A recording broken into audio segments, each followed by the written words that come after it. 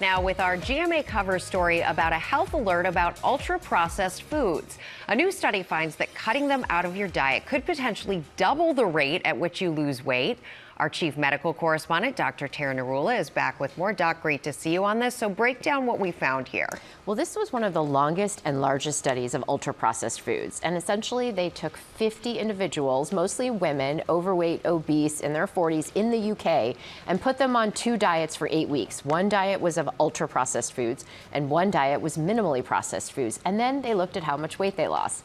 The individuals on the minimally processed food diet lost about 2% of their weight compared to about 1% on the ultra-processed food diet. In addition, those on the minimally processed diet had less cravings and lost more body fat. Now, researchers say 1%, 2% doesn't sound like a lot, but if you carry that out, they estimate that by the end of a year, on a minimally processed diet, you would lose about 9 to 13% of your body weight compared to about 4 to 5% on the ultra-processed food diet. That is significant. Which sounds significant. And this does challenge this idea of calories in, calories out.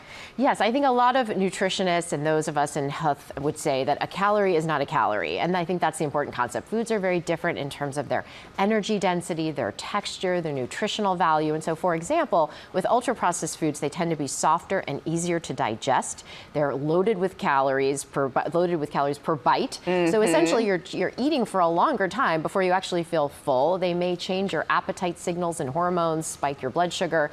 On the other hand, minimally processed foods tend to have less calories per bite and also are harder in texture. So you're chewing a little bit more, you get fuller faster. Yeah, and you don't have those cravings, like you said, exactly, from the study. Which is important. All right, Dr. Narula, thank you.